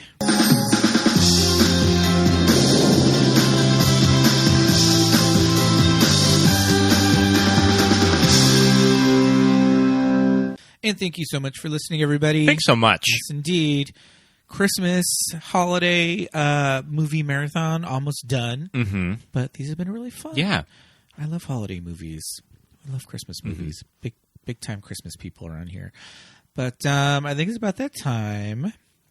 For Patreon shout-outs. Yes, indeed. Patreon shout-out. I'd like to say a big old thank you to all of our wonderful patrons: Alberto, Esperanza, Nicole, Susan, Barry, JJ, Amy, Leighton, Shelby, Michael, Charlie, Paul, Jamie, Drew, Jimmy, Genevieve, Dawn, Josh, Emily, Melly, Aaron, Melinda and Jim, Jessica, Nick and Shannon, Christine, and Rufino. Thank you for being a friend. Thanks so much. Thanks you guys so much. Head over to patreon.com/movies that made us gay. Lots of additional content on the Patreon. You'll get our monthly newsletter on there. I post some photos and stuff to our Patreon app all the time. Mm-hmm.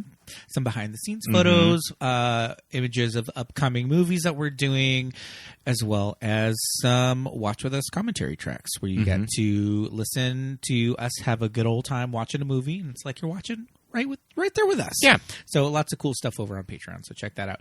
We'd also love it if you would rate and review us over on Apple Podcasts. Give us 5 stars. Give us 5 stars, and now you can... those to the right. Yes, indeed. And now you can rate us over on Spotify. If you listen on Spotify, give us 5 stars over there as well, if you're not an Apple Podcast listener. So you can do that on Spotify starting today, or I think maybe starting yesterday. So that's a brand new thing. So head on over and do that. And if you want to write us a review on Apple Podcasts, that would be great. We would read any and all positive reviews on right here on the show. We'll sometimes we post them on the social medias as well. And you can follow us on any and all of those social media platforms. We are on Instagram and Facebook at Movies That Made Us Gay. And on Twitter at MTMUG Pod. Yes, indeed. You can follow us on our personal accounts if you would like to. My name is Peter. I am at Peter Lasagna on Instagram and Twitter. I'm Scott Youngballer on Instagram, and follow my letterbox. Yes, indeed. So head on over and follow us on all of those socials. Thank you so much, everybody. We will see you next week for one more Christmas movie. Last episode of 2021. Oh my Can you believe that? Gracious. Heading into 2022. Thanks, everybody, for listening. You guys are the bestest. We'll see you next time. Bye. Bye.